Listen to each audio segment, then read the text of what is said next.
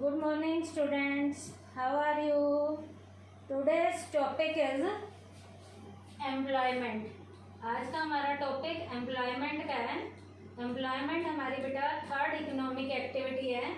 इसका मीनिंग क्या है बेटा? It refers to that economic activity under which people work for others. बेटा एम्प्लॉयमेंट एक ऐसी इकोनॉमिक एक्टिविटी है जिसमें लोग दूसरों के लिए काम करते हैं and receive remuneration in lieu thereof. दूसरों के लिए जब काम करेंगे तो वो मुफ्त में काम थोड़ी करते हैं, वो काम करने के बदले में कुछ ना कुछ रेमोनरेशन लेते हैं। रेमोनरेशन होता है as a return, as a reward, जो उन्हें वेजेस और सैलरी मिलती है, जो उन्हें इनकम मिलती है। तो एम्प्लॉयमेंट क्या है बेटा? एम्प्लॉयमेंट एक इकोनॉमिक एक्टिविटी है जिसमें लोग दूसरों के लिए काम करते हैं, किसी के नीचे एज अ अंडर काम करते हैं and receive remuneration in lieu thereof. और काम करने के बदले में क्या लेते हैं? रेमोनरेशन लेते हैं, पारिश्रमिक लेते हैं। तो ये तो था हमारा एम्प्लॉयमेंट। एम्प्लॉयमेंट जो है हमारी कौन सी एक्टिविटी है? थर्ड इकोनॉमिक एक्टिविटी है। पहली दो इकोनॉमिक एक्टिविटी हम कर चुके हैं, बिजनेस भी कर चुके हैं और प्रोफेशन भी। तो आज हमने एम्प्लॉयमेंट का क्या बताया? मीनिंग बताया। उसके बाद एम्प्लॉयमेंट की कैरेक्टरिस्टिक्स क्या क्या हैं? पहला, सर्विस टू अदर्स, हम दूसरों के लिए काम करते हैं। The first important feature of employment is the service of others. Employment की जो सबसे पहली कैरेक्टरिस्टिक है कि हम दूसरों के लिए काम करते हैं। दूसरों के लिए मतलब क्या? हमारा मालिक होगा एम्प्लॉयर, हम मालिक के नीचे एज अ एम्प्लॉई काम करते हैं। मालिक हमारा मास्टर है और हम मास्टर के नीचे एज अ उसका सर्वेंट काम करते हैं। तो जब हम दूसरों के लिए काम करते हैं, अपने लिए नहीं, दूसरों के लिए काम करते हैं, वर्क फॉर अदर्स, तो इसका मतलब हम दूसरों को अपनी सेवाएं देते हैं। तो एम्प्लॉयमेंट की पहली कैरेक्टरिस्टिक क्या है? सर्विस टू अदर्स, हम दूसरों को सेवाएं देते हैं। उसके बाद है सेकंड पॉइंट, पर्सनल सर्विस।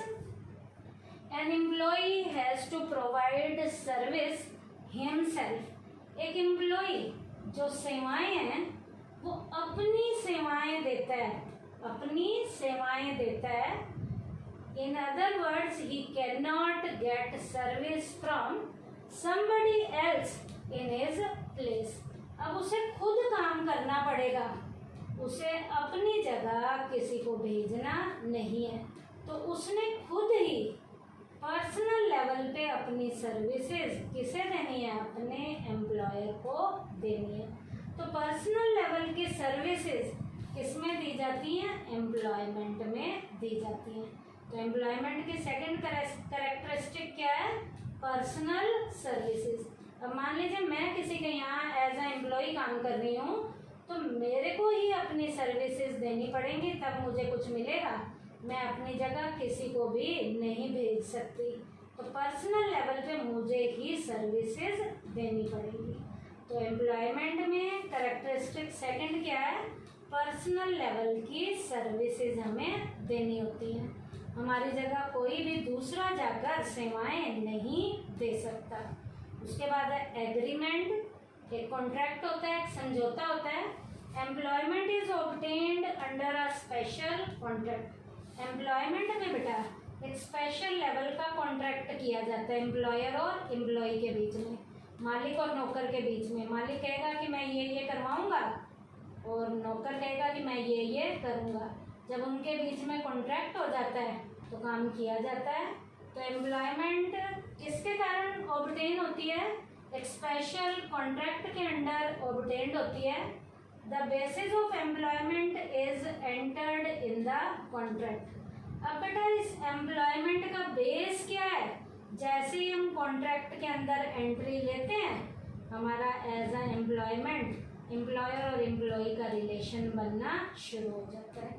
तो एम्प्लॉयमेंट क्या है? एक एग्रीमेंट है जो किस किस के बीच में होता है, एम्प्लॉयर और एम्प्लॉई के बीच में, मालिक और नौकर के बीच में। उसके बाद नेक्स्ट है सर्वेंट। एम्प्लॉयमेंट में काम करने वाला जो एम्प्लॉई है वो एज अ सर्वेंट काम करता है, और जो काम देता है जो मालिक है वो as a master role play करता है। लेकिन यह एम्प्लॉई एज अ सर्वेंट काम करता है। An employee is a servant of his master. Employee हमेशा अपने मास्टर के नीचे एज अ सर्वेंट काम करता है and acts according to his order, और मालिक के ऑर्डर के अकॉर्डिंग वो यहाँ पर अपने एक्ट करता है।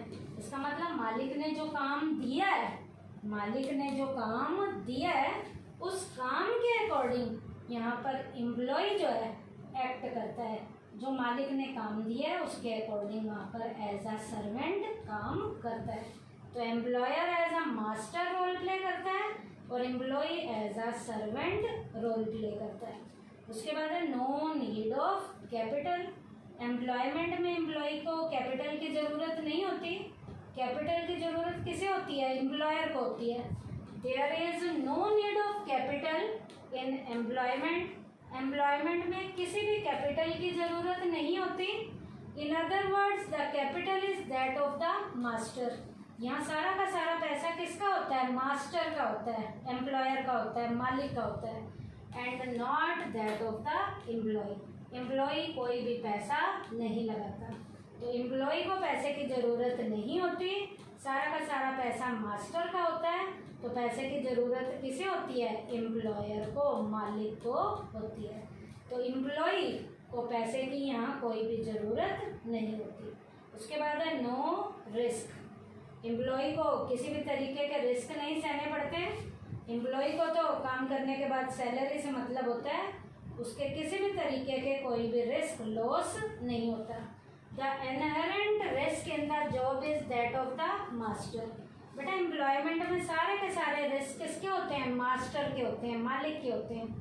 एम्प्लॉयमेंट में सारे के सारे रिस्क मास्टर के होते हैं and not of the employee. Employee का एम्प्लॉयमेंट में किसी भी तरीके का कोई भी रिस्क इन्वॉल्व नहीं होता।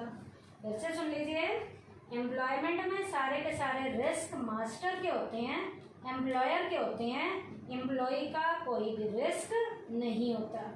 उसके बाद है लास्ट पॉइंट फीचर का, नेचर ऑफ एम्प्लॉयर। एम्प्लॉयमेंट में एम्प्लॉयर की नेचर के अकॉर्डिंग एम्प्लॉय काम करता है। The employer can be anybody. मालिक कोई भी हो सकता है। It can be the government, government मालिक हो सकती है, गवर्नमेंट एंटरप्राइजेज मालिक हो सकते हैं, प्राइवेट ऑर्गेनाइजेशन एज अ मालिक के रूप में रोल प्ले करते हैं। तो जो मालिक होंगे, मालिक के नेचर के अकॉर्डिंग ही यहाँ पर एम्प्लॉय को क्या करना पड़ता है, काम करना पड़ता है। तो एम्प्लॉयर कोई भी होंगे, जो भी होंगे, उनकी नेचर के अकॉर्डिंग यहाँ पर एम्प्लॉय क्या करता है, काम करता है। तो आज के टॉपिक में हमने थर्ड इकोनॉमिक एक्टिविटी की, एम्प्लॉयमेंट, उसका मीनिंग किया और उसकी हमने क्या किए हैं, करेक्टरिस्टिक्स किए हैं। करेक्टरिस्टिक में क्या क्या था, पहला service to other, service to other, employee master को अपनी सेवाएं देता है। उसके बाद है पर्सनल सर्विस, पर्सनल लेवल पे एम्प्लॉय को ही काम करना होता है, वो अपने इंटरेस्ट को किसी दूसरे पर शिफ्ट नहीं कर सकता, वो दूसरे की सेवाएं नहीं ले सकता। पर्सनली जो एज अ एम्प्लॉय लगाया गया है वो अपनी खुद की सर्विसेज देता है। उसके बाद है एग्रीमेंट। एम्प्लॉयमेंट में एम्प्लॉयर और एम्प्लॉय के बीच एग्रीमेंट के अकॉर्डिंग काम होता है। उसके बाद है सर्वेंट। एम्प्लॉय अपने एम्प्लॉयर के नीचे as a servant role play करता है। No need of capital. बेटा कैपिटल की ज़रूरत मालिक को पड़ती है, मास्टर को होती है, एम्प्लॉयर को होती है, एम्प्लॉय को, नौकर को किसी भी यहाँ पर कैपिटल की ज़रूरत नहीं होती। तो एम्प्लॉय को पैसे की ज़रूरत नहीं होती। उसके बाद है नो रिस्क। रिस्क भी सारे किसके होते हैं, मास्टर के होते हैं, मालिक के होते हैं, एम्प्लॉय के यहाँ कोई भी रिस्क नहीं है। लास्ट है नेचर ऑफ एम्प्लॉयर। एम्प्लॉयमेंट में एम्प्लॉय एम्प्लॉयर की नेचर के अकॉर्डिंग काम करता है। एम्प्लॉयर कई हो सकते हैं, काम देने वाले व्यक्ति कई हो सकते हैं, गवर्नमेंट हो सकती है, गवर्नमेंट एंटरप्राइजेज हो सकते हैं, प्राइवेट ऑर्गेनाइजेशन हो सकती है। तो आज का टॉपिक क्या था हमारा बेटा? एम्प्लॉयमेंट का मीनिंग था और एम्प्लॉयमेंट की कैरेक्टरिस्टिक्स था। थैंक यू बेटा।